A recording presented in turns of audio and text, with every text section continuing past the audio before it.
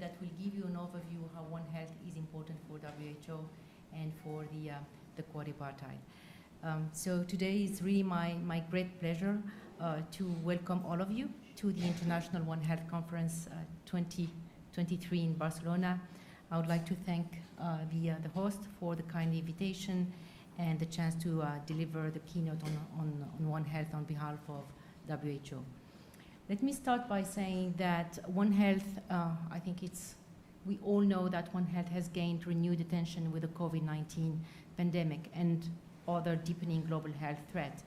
We have just mentioned by my colleague climate change, biodiversity loss, agriculture intensification, antimicrobial resistance, which really remind us of their negative effect on public health, but not only on public health, on food security, on biodiversity, on economic development, social life, and equity.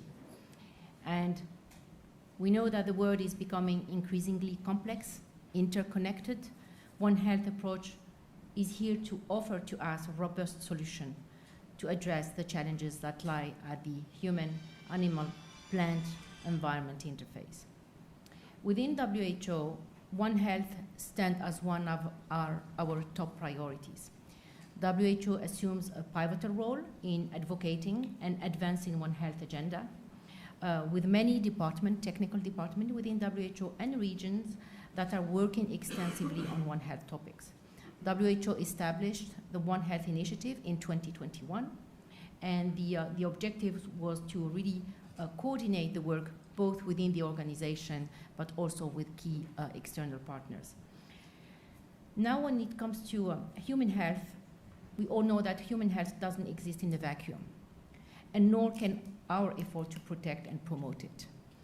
At the global level, WHO, in collaboration with the Food and Agriculture Organization of the United Nations, FAO, the World Organization for Animal Health, WOHA, formerly known as OIE, and the United Nations Environment Programme, UNEP, forged an agreement in 2022 to bolster this cooperation and try as much as possible to optimize the health of humans, animal, plant, and the environment through this comprehensive lens of One Health. This was not new. This collaboration was built upon more than a decade effort on One Health through the tripartite collaboration between FAO, WOHA, and WHO. As a result of this, we have today, as a quadripartite, successfully launched the One Health Joint Plan of Action last year. The ambitious plan serves as a blueprint for preventing future pandemic and fostering resilient systems through the unified approach of One Health. The Joint Plan of Action is built around 6 interdependent action tracks, and I hope that some of you are familiar with it. These action tracks are collectively contributing to achieving sustainable health and food systems, reducing global health threats, and improve ecosystem management. But let's be honest and let's face it. Despite the widespread support and engagement, implementing One Health practice continues to be challenging. It faces technical, institutional, professional barriers in health, in addition to sustainability concerns, competing priorities, and funding deficiencies. So the One Health concept has evolved today, its scope. However, environmental consideration, socioeconomic factors in disease emergence and spread, and the cost and benefit of One Health intervention have not been sufficiently defined or integrated into the development and implementation of One Health intervention, policies, legislative framework, strategies, or program. To enhance support for countries in effectively implementing the One Health Joint Plan of Action and addressing associated challenges, the quadripartite is currently in the process of developing an implementation guide. This guide is aiming to offer practical guidance through a step-by-step approach, very important, and will be launched later this year, hopefully during the COP28 in Dubai.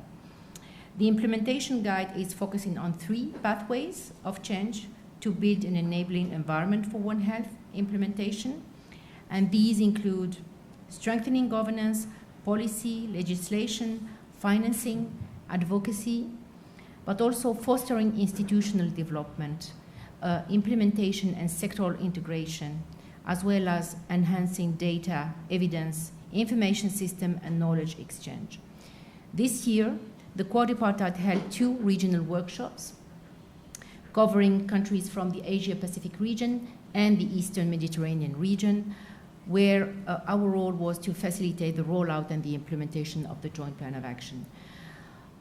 The quadripartite recognized that the implementation of One Health should rely on science and evidence-based knowledge and data. And for this, it's really essential to engage with academia and the scientific community. Through this engagement, we hope to foster an academic network and learning community that include knowledge generation, exchange sharing, that would allow us to guide the implementation of One Health. The establishment of the One Health High-Level Expert Panel, OLEP, as an advisory group to the quadripartite highlight the quadripartite willingness to work collaboratively with experts from academia and science. They have already provided an essential technical role to the quadripartite, and this includes the development of a One Health definition. Today we have a One Health definition that is broadly used. The theory of change. We hope to continue to work collaboratively with a wider academic community to guide One Health implementation forward by ensuring the dissemination of knowledge through various platforms, ensuring they are part of the discussion on One Health through their involvement in stakeholders' meeting. As a result, the One Health policy and action at country level will be guided and supported by the latest evidence and knowledge that are developed by OLEP, existing technical working group, and other advisory group within the quadripartite organizations. On the global agenda, One Health is really advancing in political and global agenda. Member states, government, and stakeholders confirmed their political commitment for One Health through its inclusion in many political forums, such as the UN General Assembly Political Declaration on Pandemic Prevention, Preparedness and Response, the G7 Nagasaki Health Minister Communique, the G20 India Health Minister Declaration, and the Leaders Declaration of the Association of Southeast Asian Nations. I would like also to emphasize that during the inaugural quadripartite executive annual meeting that was held at WHO in March, the 4 organizations, the head of the 4 organizations signed a call to action.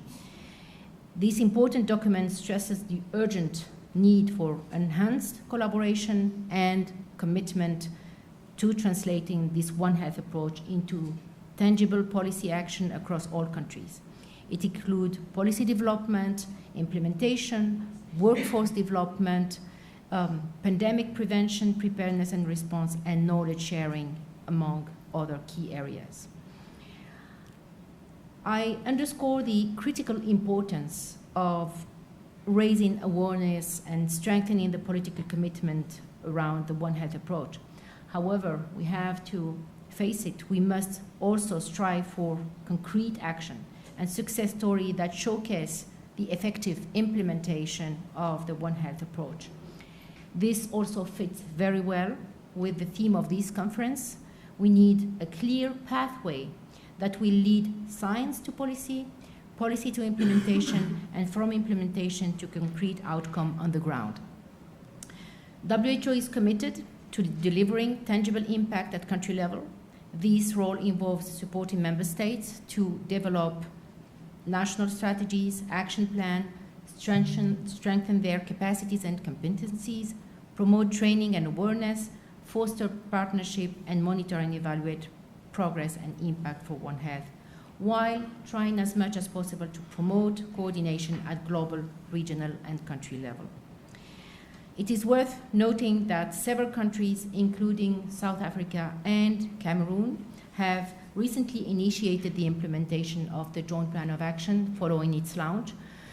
Furthermore, there is a growing number of requests from countries reaching out to the quadripartite and seeking support in implementing this ambition One Health plan. One Health must become part of the DNA of the future. These are not my words. It's been said by the Dr. Tedros Adhanom Ghebreyesus, the WHO Director General. The intricate nexus between human, animal, plant, and environment health hold the key to averting future pandemics, ensuring food safety, and safeguarding our planet's fragile ecosystem. The 4 C's, coordination, collaboration, communication, and capacity building, are the pillar upon which this vision is built. As member states and international organizations commit themselves to this holistic approach, we stand to achieve a healthier, safer, and more sustainable future for all. I wish you all a fruitful and a successful meeting. Thank you for your attention.